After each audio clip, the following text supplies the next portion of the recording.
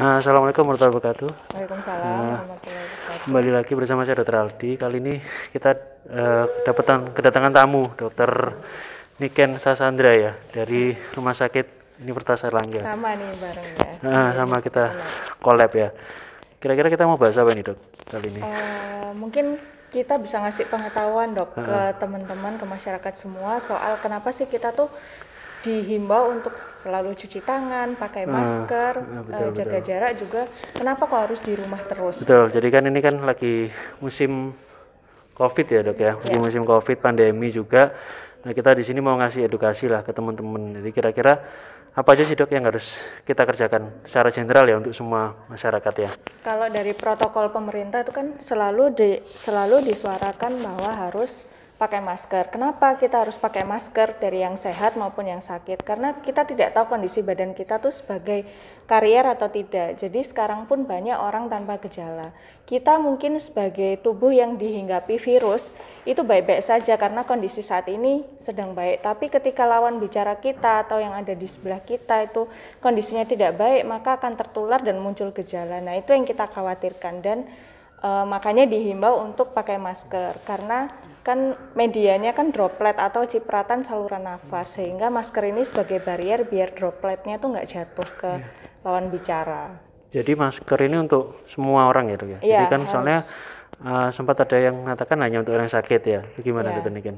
Nah kalau dulu ya kalau sebelum ini menjadi pandemi memang yang tampak itu yang ada gejala. Nah, sering dengan berjalannya waktu, ini kan penyakit baru. Ternyata banyak juga yang COVID ini ada di orang-orang yang tidak ada gejala. Sehingga ya itu tadi untuk mengantisipasi daripada kita cek semua karena juga belum bisa ya, kita terbatas soal itu. Jadi sisi pencegahan yang bisa kita jalankan adalah dengan pakai masker. Pakai masker ya. Jadi kita nggak salah kita niru ada negara yang sudah berhasil ya dari Ceko ya. Ceko atau mana itu sudah berhasil semua disuruh pakai masker. Jadi maskernya kan juga pakai masker apa dok?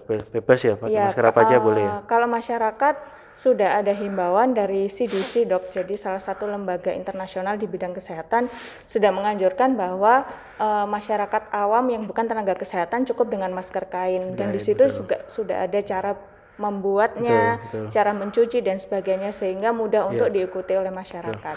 Jadi memang keuntungannya juga masker kain ini bisa dicuci ya, jadi dipakai terus, dicuci, dibersihkan, besoknya bisa dipakai. Betul. Pakai lagi ya dok.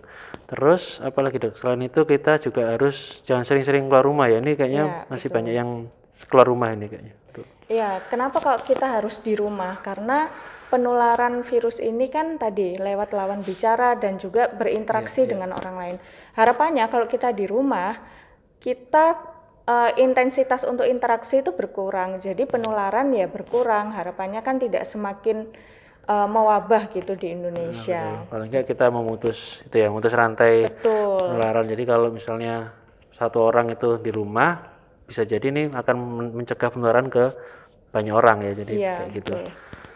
Mungkin selain di rumah aja kita juga disuruh cuci tangan terus. Iya betul. Nah, kenapa kok kita harus cuci tangan? Karena tangan ini kan salah satu sumber virus juga. Kita pegang hal-hal yang lain ya, yang itu juga jarang dibersihkan. Nah, dan tangan ini sebagai media utama kalau kita tuh pegang di daerah wajah. Daerah wajah ini banyak sumber penularan, sumber media masuknya virus ya dok ya. Ada mulut, ada hidung, ada mata yang kalau dalam bahasa medis itu disebut mukosa. Nah, jangan sampai tangan kita ketika pegang wajah itu akhirnya menjadi masuknya virus gitu kan, sayang sekali. Kenapa harus cuci tangan pakai sabun? Kalau berdasarkan penelitian, sabun ini efektif untuk membunuh virus yang ada di tangan ini. Betul.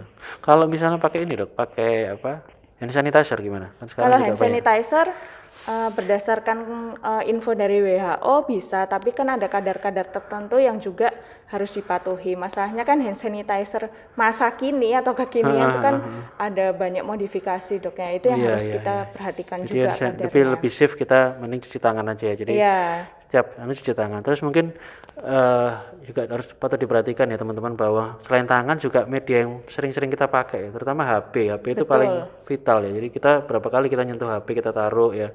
Terus barang-barang apapun yang kita bawa keluar rumah itu harus perhatikan, harus disinfeksi ya kalau bisa ya, disinfeksi. Betul. Dan juga yang sering kita pegang dok, jadi gagang pintu, Iya betul. terus misalnya meja makan, yaitu tempat kita berinteraksi sama keluarga, nggak sengaja kita ngobrol, terus ternyata ya nauzubillah kita karier kan juga bisa, sayang sekali kalau itu jadi media jadi penularan. Harus rajin dibersihin ya dok, betul, disinfeksi, sekarang dibersihin harus benar-benar jadi orang yang bersih sekali. Betul. Terus satu lagi mungkin ini ya, jadi kalau teman-teman habis keluar rumah ya, begitu pulang itu langsung mandi ya kalau bisa ya, langsung dibersihkan badan sebelum kontak dengan anggota keluarga, langsung betul mandi, dok, karena ya, itu ya. Tadi selain tangan juga ternyata baju kita tuh jadi tempatnya virus juga. Nah, kenapa mandi, kenapa keramas, kan mandi keramas kan pakai shampoo, pakai sabun, harapannya itu tadi virus bisa mati. Dan juga bajunya nih harus disimpan di tempat yang tertutup supaya virusnya nggak kemana-mana. Ada juga himbauan pemerintah untuk jaga jarak. Nah, itu dihimbau harus 1 meter. Nah, kenapa 1 meter? Karena droplet atau cipratan saluran nafas kita tuh jangkauannya tuh sekitar 1 meter. Harapannya kalau lebih dari 1 meter kita berjaraknya, jadi cipratan saluran nafas itu bisa jatuh ke tanah sehingga nggak masuk ke lawan bicara kita gitu dok. Jadi protokol kesehatan ini benar-benar harus dilakukan secara disiplin. Ini kan masalah bersama dok, jadi nggak bisa kalau kita mengandalkan pemerintah saja atau tenaga kesehatan saja. Kalau masalahnya masalah bersama ya harus kita selesaikan bersama-sama. Ya, jadi justru yang siapa yang bisa mengakhiri wabah ini ya justru kita semua. Jadi bukan tenaga medis. Tenaga medis itu justru yang paling terakhir ya Mbak. Ya, kita justru teman-teman ini kalau kita semua menerapkan pola hidup sehat, insya Allah bisa memutus rantai penularan lah wabah ini ya, gitu ya. Mungkin demikian cukup apa yang bisa kita diskusikan. Terima kasih Dr. Niken. Ya, terima kasih Dr. Aldi. Mungkin lain kali kita juga bisa diskusi lagi. Terima kasih. Wassalamualaikum warahmatullahi wabarakatuh. Waalaikumsalam warahmatullahi wabarakatuh.